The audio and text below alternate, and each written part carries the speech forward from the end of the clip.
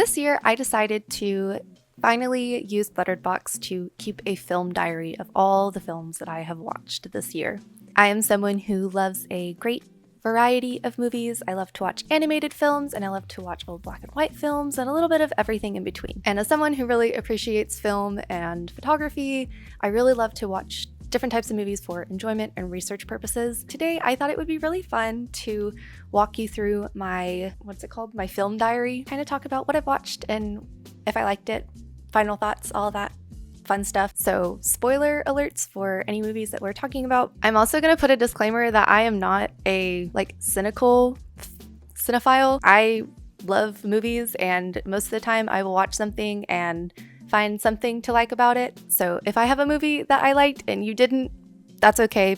We don't all have to like the same stuff. If I don't like a movie and you liked it, that's okay. It's not that deep. So starting off the year, I watched Tarzan solely because I heard a Phil Collins song and was like, I haven't watched Tarzan in a hot minute, so why not start the year off with the 1999 Disney animated film Tarzan. It's a movie that I've already seen before and I liked growing up as a kid, but I hadn't watched in a really long time. And I'm really glad I did because it made me realize just how much Disney has changed with their movies. They used to be really dark. The ending to Tarzan kind of shocked me. I totally forgot that the hunter goes out in that sort of way. I miss those moments because as a kid, it completely went over my head, but as an adult, it really added to the story that was being told. It made things a little more intense and feel a little more real. And it wasn't so clean and polished and happily ever after, even though it was a Disney movie. It was really fun to watch. I love the soundtrack to Tarzan. It's just so good. The animation is beautiful and really holds up today. A movie I had already watched and still enjoy. It was actually the very next day, Sam and I, we were starting to make our way through the John Wick series, and we watched John Wick Chapter 2. I am someone who is a little bit of a wuss when it comes to action-packed films full of violence, so I really have to space these movies out. It had been a little bit since we watched the first one, so it was a great time to watch the second one, and as much as I'm a wuss, I really do love these movies. I really love this world of assassins that they've built and the kind of politics and systems that are in place. The hotel being a safe ground, I think, is a really neat idea. And I really love watching John Wick's character journey as he is this man who has been scorned and hurt, and he's kind of like a Rowan of sorts kind of character. And there's a lot of just love and effort put into some of these scenes. There's a particular mirror shot that was filmed where there's like a big fight in this box of mirrors, and I had to stop and go find the behind the scenes for that because I just had to see how they did that without having the cameraman there, and to just see all of the effort that went into removing the cameraman really added to how much I appreciate these movies. Next movie that I watched was actually Knives Out. I had not seen Knives Out, but I had watched Glass Onion, and I really enjoyed that one. I love a whodunit. Watching Knives Out, I really liked it. I love a lot of the people who are in it, and I really love that as the story progresses, they introduce more clues, and so you can't just watch it at the beginning and already know who did it. It's kind of like a wild guessing game, and there's lots of red herrings thrown at you. So as far as modern whodunit stories go, I really enjoy that. It keeps you guessing and keeps you on your toes instead of sitting there and trying to see if you're right the whole entire time. The ending to that one made me cry. So after that, Sam had never seen Oh Brother, Where Art Thou? And so we decided to watch Oh Brother, Where Art Thou? It's a movie that I quote a lot, and I hadn't realized he hadn't seen it before, so he probably heard me quoting all of these lines and thought I was a little crazy. He's a suitor and he's bona fide and you turned into a toad. So rewatching it, it had been a few years, and I love that movie because it's a retelling of the Odyssey. It's got a lot of really good actors in it, and I really like the atmosphere that it's in. It's really different in terms of mythology retellings. It's not super modern and it's not super old. It's kind of, that Americana feel. So that was January. Moving on to February, I didn't watch a whole lot. There were only oh no, 3 movies that I watched. X-Men Origins, because the X-Men 97 cartoon was supposed to come out soon, so we were feeling a little nostalgic and wanted to go watch the old Wolverine and X-Men movies, and boy, are they bad. And I knew they were bad because I've been waiting for a good X-Men movie for a long time. But oof, I don't know what they were doing with those movies. X-Men Origins, Wolverine. It was fun. It was I know that when they made those movies, they said we can't put him in his dorky yellow costume. We have to make him really edgy and cool and, action packed. And it's just, it's not my Wolverine. So it was fun to watch, but not my favorite. X2, same thing. I had seen it before, was disappointed then, was still disappointed now, but I didn't have a terrible time. The end of February, we watched another whodunit film, A Haunting in Venice, and I feel like not a lot of cinephiles like A Haunting in Venice. I feel like a lot of people have their qualms with the series that's from. I like them just fine. I have a lot of fun trying to guess who did it. I remember watching it with my parents, and there's the opening scene where the detective is talking to Tina Fey's character, and he had just had these dreams with these birds, and one of the birds attacked the other bird, and then Tina Fey's character, I immediately saw the pin that she's wearing, and I was like, oh, she has that bird from his dream. And it was so funny because my parents, who were watching it with me, had seen it before. They knew what her character does later on, how she kind of betrays him, which is kind of, foreshadowed in his dream and then also with the pin. So it was just kind of funny to them that right as the movie started, I already recognized a plot element. They just had to sit there like, I enjoyed A Haunting in Venice. I thought it was really fun. I liked the atmosphere. It was a little more spooky than Death on the Nile or the Murder on the Orient Express, and I kind of liked that. It was a little different. March, we only watched a few movies, and they were the Tremors 1 and 2. I had never seen them before. Sam really loves those movies. He thinks they're good fun, and I thought they were okay. I gave the first one 3 stars. I didn't rate the second one. It was a fun thing to watch. I thought it was interesting how they have to keep themselves elevated off the ground because of vibrations, and that's how the sand monsters get them. I liked that Reba was in it. I didn't recognize her at first. April was a very fun month, a very silly month. Started off with the SpongeBob movie because we finally found it for free on streaming. And Sam had never seen it before, so we finally watched it, and that is one of my favorite animated movies of all time. It is so funny. It holds up well. There's a lot of you can just tell that the artists had so much fun with some of the frames in that movie. The music is fun, the story is silly, and I love that movie so much. Later in April, we watched Pirates of the Caribbean, Curse of the Black Pearl. I was really feeling a lot of fantasy inspiration from the Renaissance Fair and wanted to kind of keep that magic going. So we watched a lot of fantasy movies during this time. After watching Curse of the Black Pearl, I miss pirate movies so much. I want more. I don't care if it's, something completely new. It doesn't have to be Pirates of the Caribbean or Our Flag Means Death. I just want more fantasy pirates. I don't care if it's high fantasy. I don't care if it's more historical fantasy. I just want more pirates. They're so fun. The costumes are fun. The stories are fun. But yes, Curse of the Black Pearl. I like the story. It's not complicated, which it didn't need to be. It was just action and humor and great costumes. And what more could you ask for? After watching Pirates of the Caribbean, I decided to revisit another fantasy series that I really loved as a kid, and that was the animated Tinkerbell movies from 2008. So I watched Tinkerbell, Secret of the Wings, and Tinkerbell and the Pirate Fairy. But as someone who was once a young girl obsessed with fairies, I adore these movies. They are so fun and so silly, and I love them. They're so cute and wholesome, and sometimes that's all I need from a movie. They're not overly complicated. There's not a whole lot to dissect from, but they're fun, and I don't care that they were a cash grab because of the 2008 recession. I love them. So after watching the fairy movies, I decided to revisit another movie that I hadn't seen in a long time that I also watched as a child. It was a movie at the time that had recently come up in conversation when talking about using CGI versus practical effects and also the merging of the two. And that movie was Where the Wild Things Are. The bodies of the puppets are practical effects, but their faces to get the emotion were used with CG.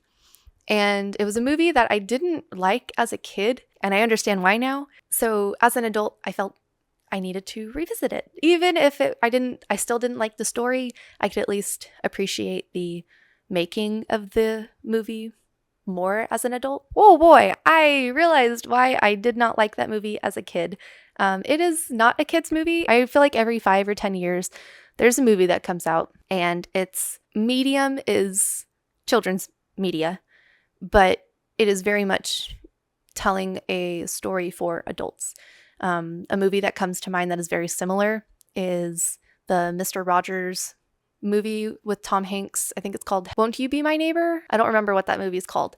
I saw it in theaters. I took my younger cousin to go see it and sister. It completely went over their head, and I was sitting there like, oh my gosh, this is not what I thought it was going to be. I didn't watch a trailer for it because I just assumed it was Mr. Rogers and it was going to be wholesome fun, but it's very much a movie for adults, dealing with subject matter just used through a storytelling lens of Mr. Rogers. And Where the Wild Things Are is very much like that. It's influenced and inspired characters from the children's book, but if you've read that children's book, there's not really a whole lot to tell. So the story of Where the Wild Things Are very much is dealing with coming of age through the cynicism and deep emotions of adulthood, being a kid and struggling with having that in your environment growing up, and also feeling like an outcast. So I cried a lot at the end of this movie. I enjoyed it a whole lot more than when I watched it as a kid and did not understand what these scary looking monsters were trying to say. Moving on to May, I only watched 3 movies, but I made them count.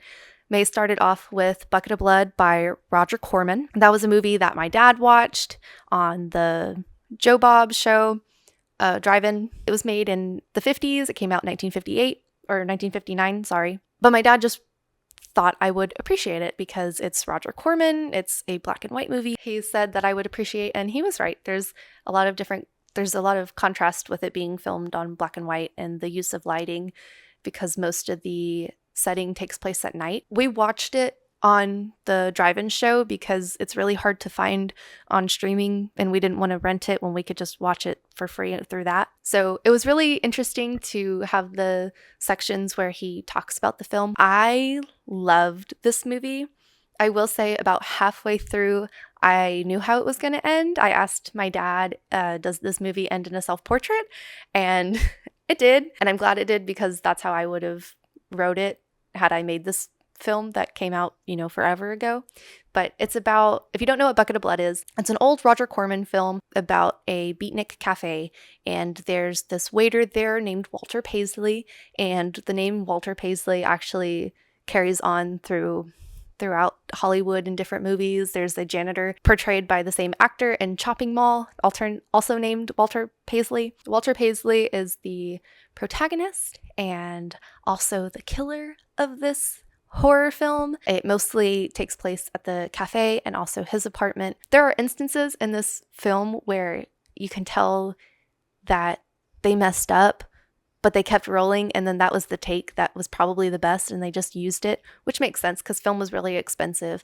So it's just really interesting to see how, he'd hit a light and it would swing wildly in the apartment, and it just made the effect of how he was feeling, and also the way that the light contrast looks on screen just amplified. And there's also when he's like running down the street and he's like tripping, and that seemed very genuine, like he messed up his footing, but it just really adds to the character, and you always have a more authentic feel when that stuff happens. Yes, I loved Bucket of Blood. I gave it 5 stars. I will recommend that movie to any horror fan.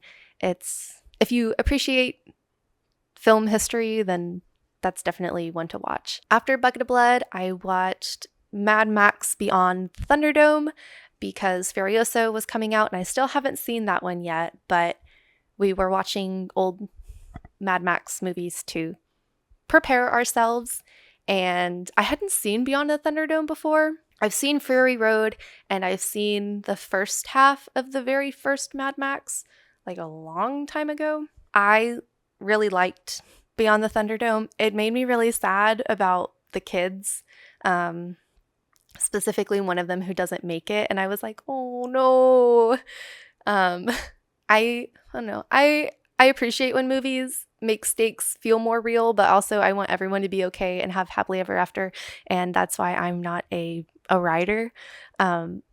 So that was really sad, but I loved this movie. Tina Turner's in it, and she looks amazing, and the kids and the way that they talk and like the stories that they tell about how the pilot will come back and get them and they think that that's him is just really, really, I don't know. I love Mad Max, and I didn't realize I loved Mad Max until I watched this movie, and it made me want to go back and watch the other ones and then rewatch Fury Road, and I will watch Furiosa eventually, but it's a really interesting world, and as far as like apocalypse movies go, I don't really like them, but I do like Mad Max and all the different cars that they build. The world building for a series that's so old and just has continued to live on and live strong, I think is really awesome. So yeah, 4 stars and a reminder to go and watch the other ones. So after watching Mad Max, I decided it was my turn to pick a movie,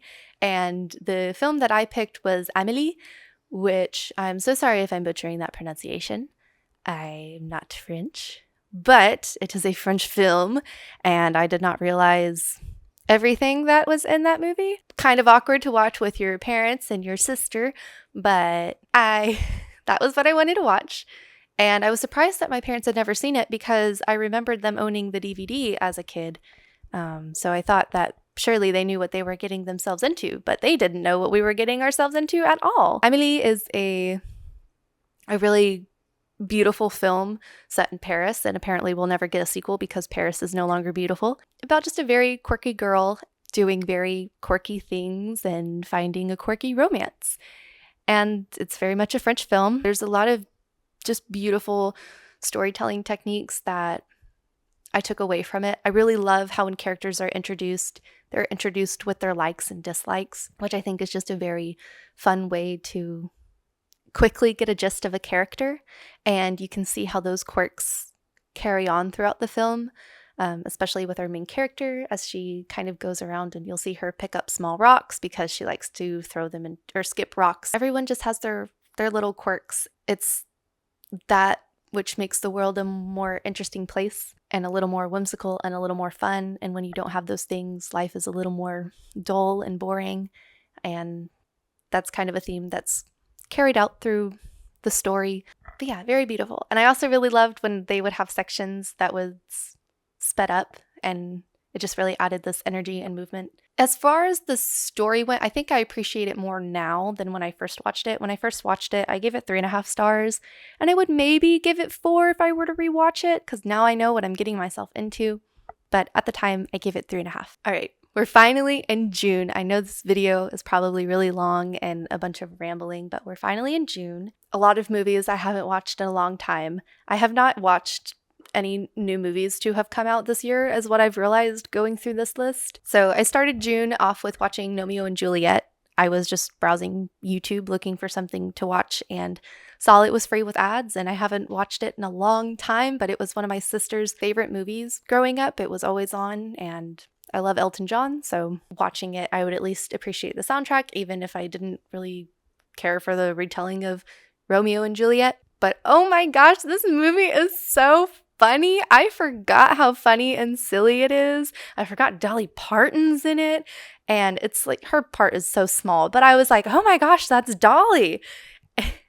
And there were just so many times where I was like genuinely laughing. It's just so funny. I gave it 4 stars because it made me giggle and laugh that much. And the music is so good. I think Elton John like made some new music for it. And I immediately went on Spotify and added Hello Hello. And yeah, just a really fun watch. I'm really glad that I put it on. Later in June, I went over to my parents' house and we just watched a whole bunch of movies, starting off with Lego Ninjago, which was a movie I remember seeing when it came out and I hadn't seen since then.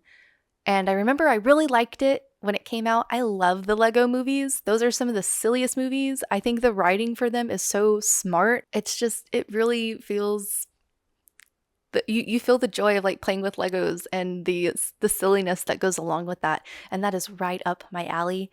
The amount of detail put into the Lego pieces and the animation is beautiful. It has the like piece numbers and like the fingerprints and the dinginess on like the older pieces.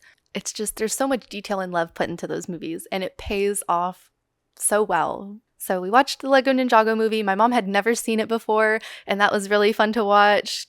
Her reaction to some of the things and her questions, and my sister who like watched the series and I kind of answering her questions. And we watched it around Father's Day, which wasn't like I didn't pick that movie being like, oh, this is a great like father-son movie. But it just worked out that way. So yeah, great movie for Father's Day, I've come to realize. After that, our next movie that we watched that night was To Wong Fu, Thanks for Everything. And this is one of my favorite comfort movies. I love this movie so much. It's just so much fun. And it makes me cry. It makes me cry at the very end when they're like saying their goodbyes and I love you, Miss Vita. And it's so sweet. I love that movie. It's my comfort movie, even though it makes me cry. It makes me feel so good. But I love that movie. It's so wholesome and so funny. Noxzema cracks me up. Oh my gosh.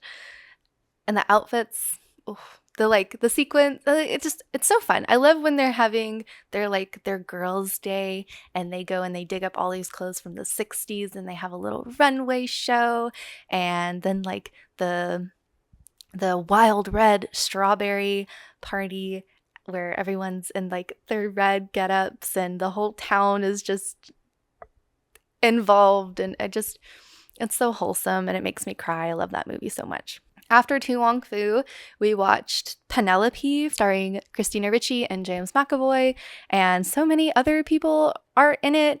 Catherine O'Hara, Reese Witherspoon, and like Richard E. Grant are all in it. I gave Penelope 3 stars because it's kind of, the love story kind of pushes half of the movie, but I did really appreciate that in order to break the curse, it wasn't a man, it was like self-love. And for it being mid 2000s, like that was kind of a new theme coming out of media.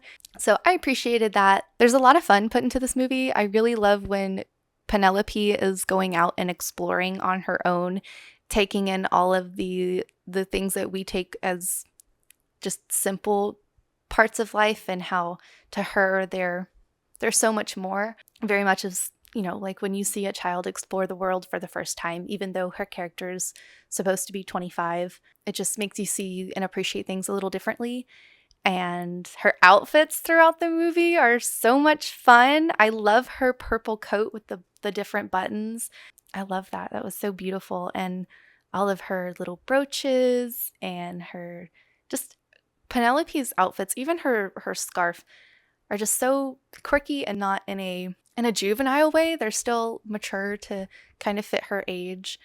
Of course, the guy gets the girl in the end, but what are you gonna do? And then to end our movie night, I decided to watch 1980s Blues Brothers because that's a movie that my family's always quoting and I hadn't seen it in a long time, like a lot of these other movies on my list. And oh my gosh, I forgot how stacked that cast was. There were so many people. I remember watching it in the big concert hall. And John Belushi and Dan Aykroyd are just like dancing their asses off. And I was like, oh my gosh, I'm tired just watching them. The music is so good, the talent is so good. We're on a mission from God. It's kind of, you know, a simple story in terms of it's kind of got that like road trip plot line where they're going and they're collecting all their different bandmates, and then there's also like, oh, we gotta raise money for this thing, which not super original, but it's all forgiven because the story didn't need to be complicated. This is just a comedy movie full of wonderful music and wonderful talent, and that's all that I needed. The ending scene where they spent, I don't know how much this would be now, but at the time they spent $3 million on the ending car chase and 500 extras, and all for them to get to Steven Spielberg in the clerk office at the courthouse. And that, so funny. So funny.